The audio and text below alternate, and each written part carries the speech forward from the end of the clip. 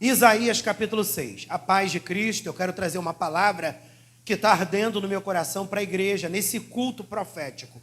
Isaías capítulo 6. Nós vamos ler do versículo 1 até o versículo 8. Rapidinho. Diz assim: no ano em que morreu o rei Uzias, eu vi o Senhor assentado sobre um alto e sublime trono, e o seu séquito enchia o templo. Os serafins estavam acima dele, cada um tinha 6 asas, com 2 cobriam os seus rostos, e com 2 cobriam os seus pés, e com 2 voavam, e clamavam uns para os outros, dizendo: Santo, Santo, Santo é o Senhor dos exércitos, toda a terra está cheia da sua glória. E os umbrais das portas se moveram com a voz do que clamava, e a casa se encheu de fumo. Então disse eu: ai de mim, que vou perecendo, porque eu sou um homem de lábios impuros e habito no meio de um povo de impuros lábios, e os meus olhos viram o Rei, o Senhor dos exércitos. Mas um dos serafins voou para mim, trazendo na sua mão uma brasa viva, que tirara do altar com uma tenaz. E com ela tocou a minha boca e disse: eis que isto tocou os teus lábios, e a tua iniquidade foi tirada, e purificado o teu pecado. Depois disto, ouvi a voz do Senhor que dizia: a quem enviarei? E quem há de ir por nós? Então disse eu: eis-me aqui, envia-me a mim. Eu quero dar um tema para essa breve palavra, e o tema é: o que precisa morrer na sua vida para tudo ser diferente?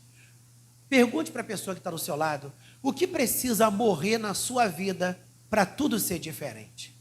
O que precisa, Estela, morrer na sua vida para tudo ser diferente? O que precisa morrer na sua vida, Kaique, para tudo ser diferente? O que precisa morrer na sua vida, Paulinho? Para tudo ser diferente.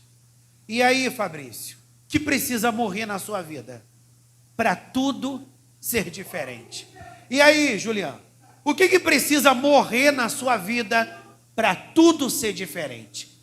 Eu quero refletir em cima dessa temática, porque o texto de Isaías diz: no ano em que morreu o rei Uzias, eu vi o Senhor assentado sobre um alto e sublime trono.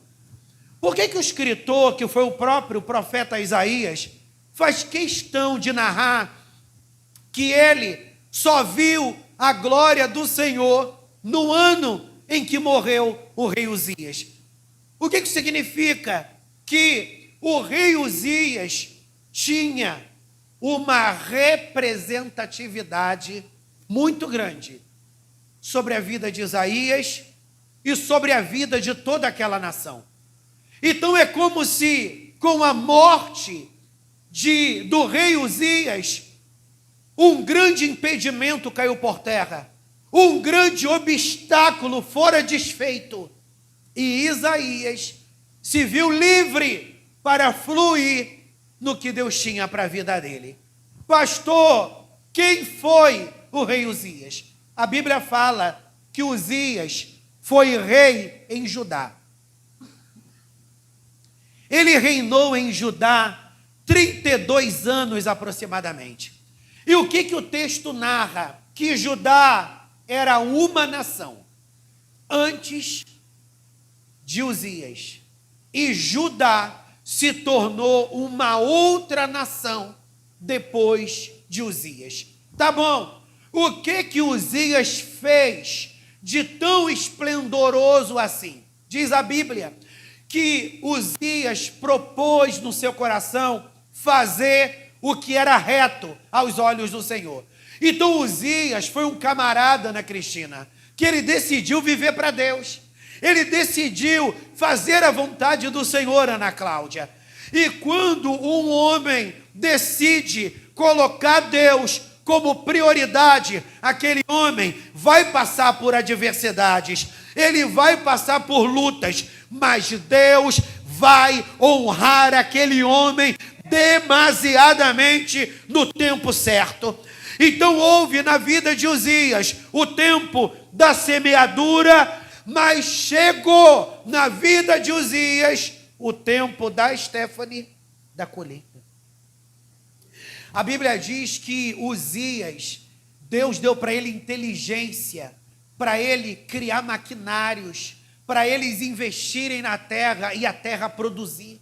A Bíblia diz que Deus deu inteligência, Uzias, empresarial, e ele foi um camarada genial, ele trouxe muitas ideias, ele era rei, mas não ficava apenas exercendo o seu papel de monarca, ele era um empreendedor, ele foi um grande visionário, ele tinha uma visão empresarial magnânima, e diz a Bíblia que Judá, Nicolas, prosperou, Caio, demasiadamente, no período em que Uzias reinou.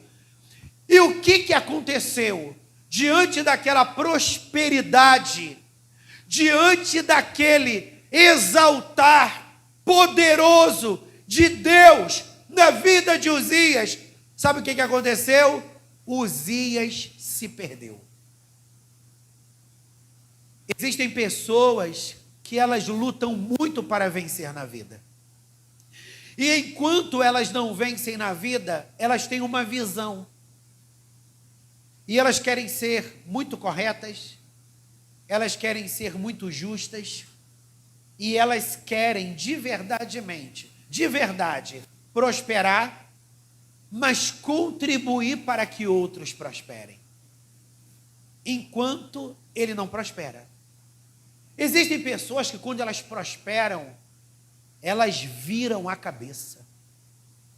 Quando elas vencem na vida, elas viram a cabeça. E foi isso que aconteceu na vida de Uzias, Alon. Uzias, ele se perdeu, porque ao invés dele sustentar a simplicidade, ele ostentou. Pastor, todo mundo que enriquece, todo mundo que prospera, fica soberbo. Não. Vou dar um exemplo. Davi foi um homem que Deus exaltou soberanamente. E Davi não era um homem soberbo. Diz a Bíblia que teve um momento na vida de Davi, que Davi agiu com soberba. O seu exército estava crescendo, e Davi estava se tornando um homem temido demasiadamente, dentre todas as nações que haviam na terra, e que eram inimigas de Israel. E o que Davi decidiu fazer? Fazer um censo. Porque ele queria saber o número do seu exército. Mas ele decide fazer o censo para saber o número do seu exército, não para organizar o seu exército em esquadrões, para que eles melhor se equipassem para prosperar ainda mais. Um orgulho tomou conta do coração de Davi, e ele queria saber, aleluia, como se encontrava o seu exército, para que ele pudesse se envaidecer daquilo tudo.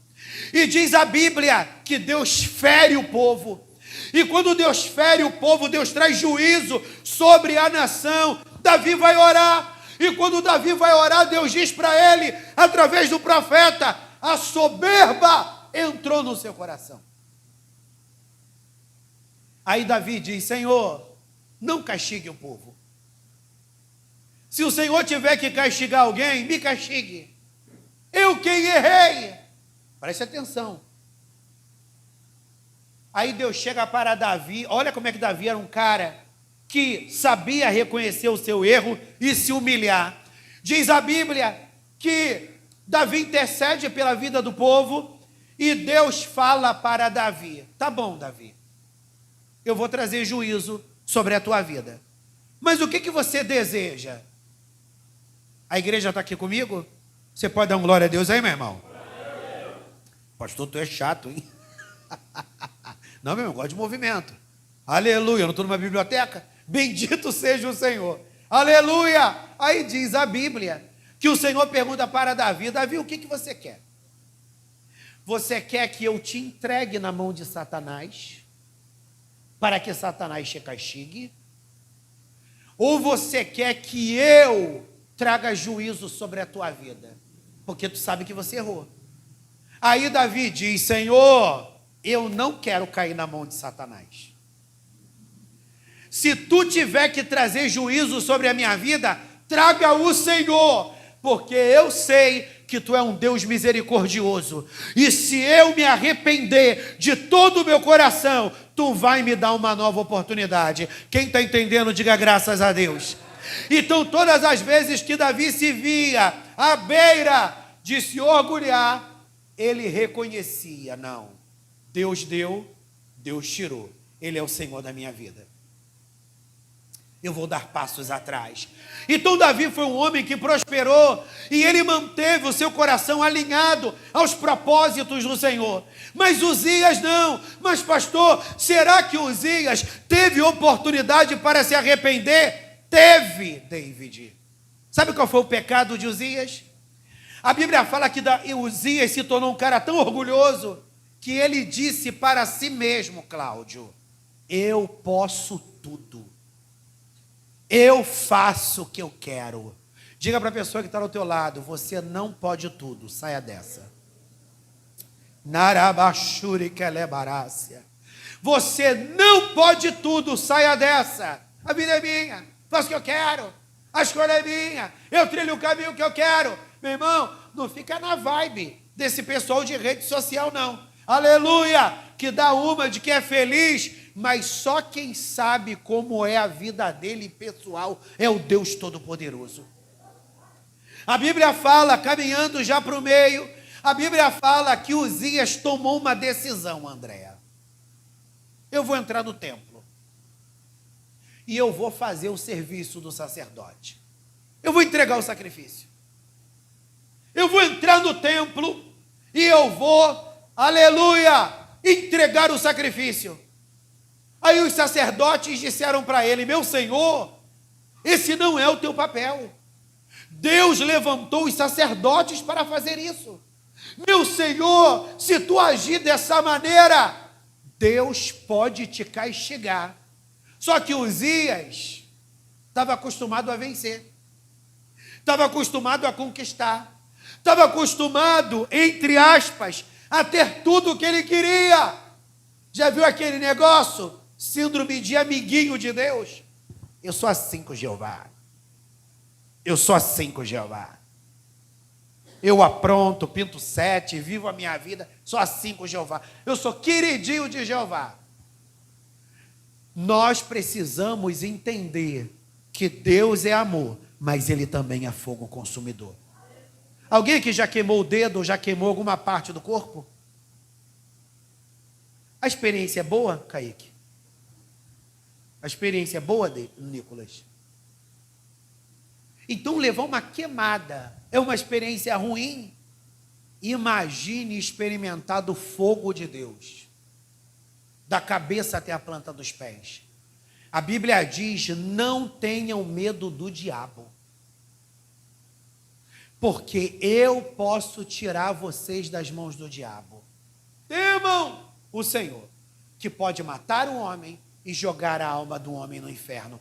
Eu não estou querendo te aterrorizar. O que eu estou querendo fazer você entender é quão grande é o Senhor. E ninguém pode impedi-lo de fazer o que ele quer fazer. Só que Uzias achava que tudo podia. Ele ouviu os sacerdotes, Caio? Não. Ele foi lá e fez. Pegou o sacrifício, entregou no templo. Mas ele pensou: eu sou amiguinho de Deus, Deus vai receber, Fabrício. Fica ligado. O que aconteceu, Érica? Deus é punk. A Bíblia diz que Deus feriu Uzias de lepra. Deus feriu Uzias de lepra, sabe aonde? Na testa. Pô.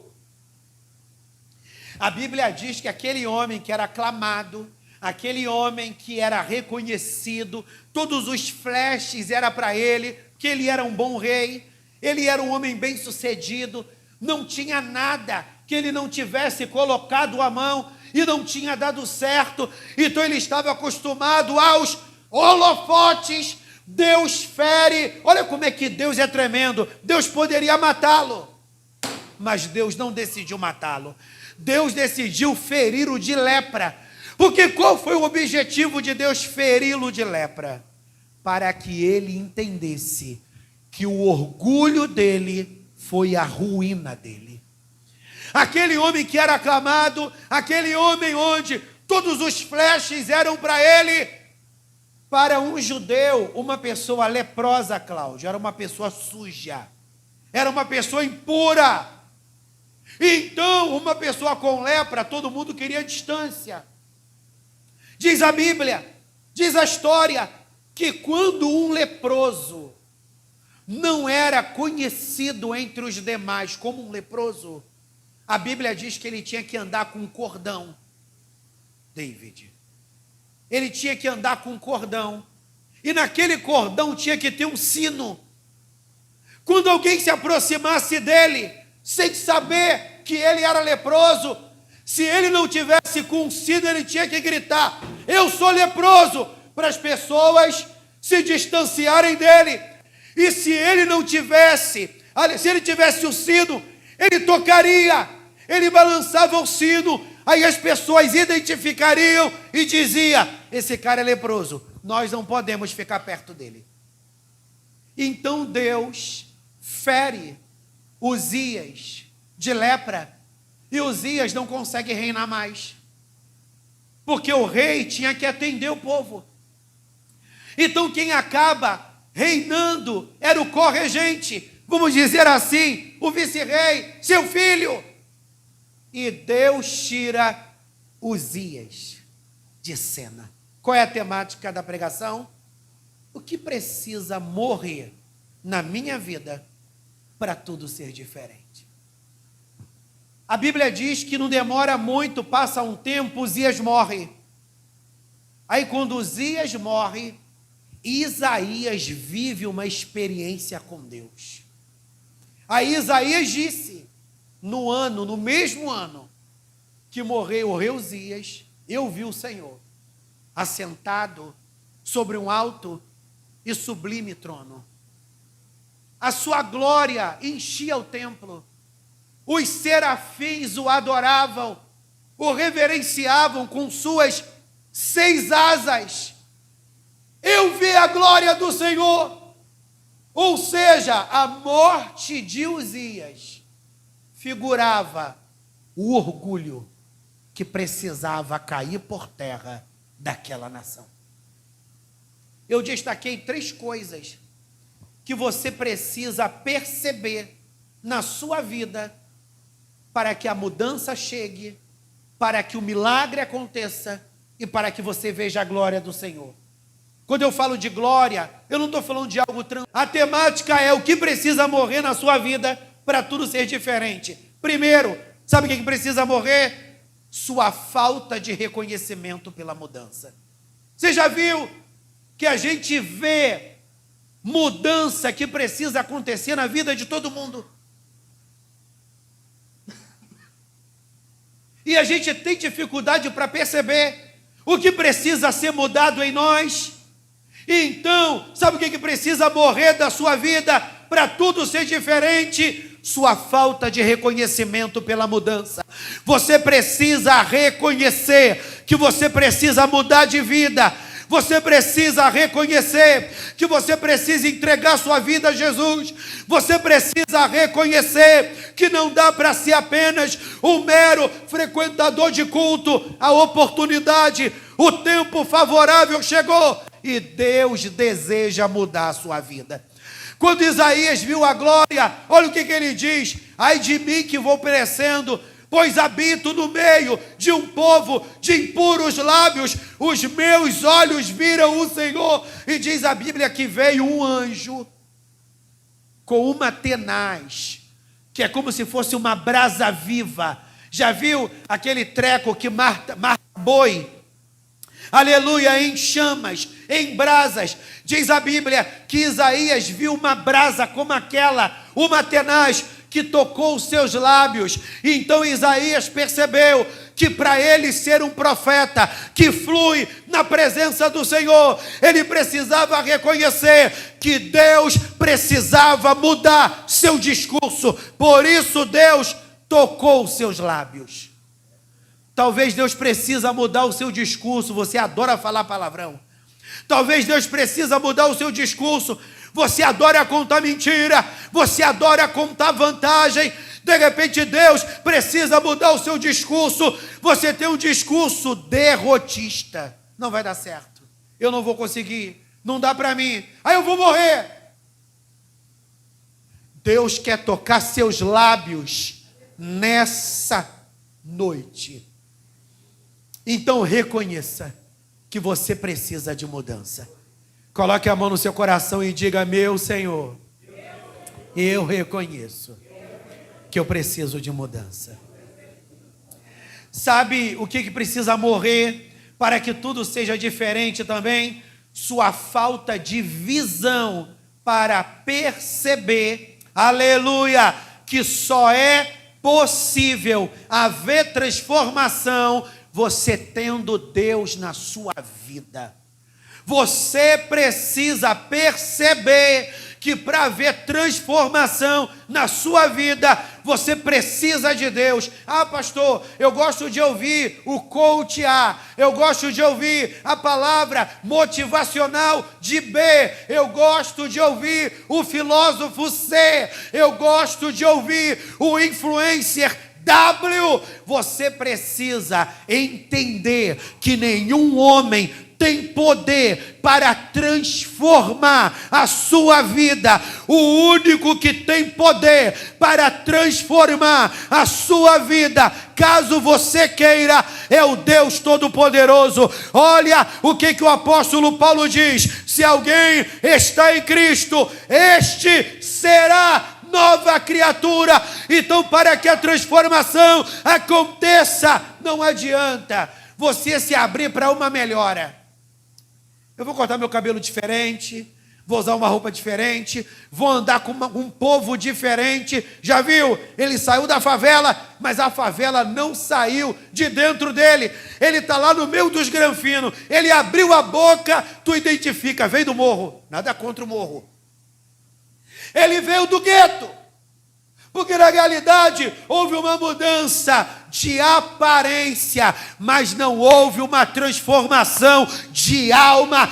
Deus nesta noite deseja transformar-nos completamente, porque existem transformações que só Deus pode fazer na nossa vida. Você pode melhorar com o tempo, meu irmão. Você pode melhorar com o tempo. Você pode deixar de fazer certas coisas com o tempo. Mas existem áreas, aleluia, que só Deus pode acessar. Eu gosto muito desse texto. Se eu não estiver equivocado, Gálatas, que diz assim. Eu acho que é Gálatas, que diz assim. Aleluia. Se não é Gálatas, é Efésios. É um desses dois, que diz que ao invés de você se embriagar com o vinho em que há contenda, encha-se do Espírito. O vinho era um elemento muito importante do equilíbrio, tira vocês do bom senso, tira vocês da coerência. Encham-se do Espírito Santo. Encham-se do Espírito Santo. Encham-se do Espírito Santo. Então, para que haja uma verdadeira transformação e coisas venham morrer na sua vida, para a sua vida ser diferente, se abra para o Espírito Santo executar essa poderosa mudança na sua vida. Começa a clamar aí no teu lugar, fecha os seus olhos por alguns minutinhos, não dorme não. Começa a dizer: Deus, tu sabe o que eu já tentei mudar e eu não consegui. Tu sabe, meu Deus, Qual é, aleluia, o meu vício? Quanto mais eu digo que não vou fazer e estou fazendo, eu digo que não vou mais lá e eu acabo indo, eu digo que eu não vou me apropriar disso mais e eu acabo me apropriando. Mas pastor, eu queria que Deus tirasse de dentro de mim. Continua com seus olhos fechados. Nicolas, faz um toque profético aqui. Eu queria que Deus tirasse essa vontade de mim. Essa vontade de me envolver com parada errada. Essa vontade de beber. Essa vontade, tu sabe o que é, Deus. A minha graça te basta. O meu poder se aperfeiçoa na sua fraqueza. Que isso, pastor? Você está querendo me dizer então que Deus aceita essa parada errada? Não.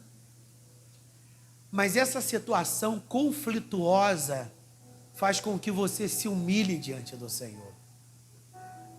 E Deus deseja que você se humilhe para Ele te exaltar. E a exaltação é Deus te dar forças para você conseguir dizer não. É Deus te dar forças para você continuar de pé, mesmo quando o chão sai de debaixo de teus pés. Para você continuar olhando para Jesus, mesmo quando tudo de ruim acontece. Você sabe o que precisa morrer na sua vida para tudo ser diferente. A sua falta de visão para perceber que você precisa de mudança, e a sua falta de compreensão para perceber que nenhuma transformação se dá apenas por uma escolha pessoal. A partir de hoje eu vou ser diferente. Não! Você precisa do Deus Todo-Poderoso para pegar nas tuas mãos e remover essa cegueira da tua vida, que é o pecado, ou que é qualquer sentimento que te afaste do propósito original. Você sabia que Deus não planejou para você um rabisco? Deus tem para você um plano original. De repente, o que você está vivendo, meu irmão, é a cópia da cópia da cópia da cópia da cópia. Deus não te chamou para ser xerox. Deus te chamou para ser matriz. Deus não te chamou para ser piolho, meu irmão, para andar na cabeça dos outros, pela cabeça dos outros. Deus tem uma visão para a sua vida. A Bíblia diz que Deus nos chama de nação santa. A Bíblia diz que Deus nos chama de povo eleito. A Bíblia diz que Deus nos chama de sacerdócio real, nação santa, príncipes e princesas, filho amado. Deus, Ele ama você demais. Deus, Ele me ama demais. Por isso Ele aposta em mim. Por isso Ele investe em mim. E Ele diz: não temas. Quando passares pelo fogo, as chamas não te queimarão. Quando passares pelas águas, elas não te submergirão, porque eu sou contigo. Para fechar, quando Isaías vê a glória de Deus e que o Senhor purifica seus... Diga assim comigo: Senhor Jesus, eu já sei. Diga comigo: Senhor Jesus, eu já sei o que precisa morrer na minha vida para tudo ser diferente. Eis-me aqui, Senhor. Eu quero viver a totalidade da tua vontade. Só pega nas minhas mãos, porque sozinho eu não conseguirei. Senhor, eu quero abençoar essa noite. Eu quero abençoar esse dia. E agora nós vamos entrar nesse tempo de mesa posta para uma comunhão, para uma confraternização, em nome de Jesus Cristo de Nazaré. Como Isaías experimentou de mudanças após a morte de Uzias, que era a figura do orgulho, onde um homem colocou Deus para fora de cena. Nós não queremos te deixar de fora da nossa vida. Seja o centro, seja o tudo, em nome de Jesus, amém. Você pode celebrar a Deus com as suas palmas, bem forte, igreja.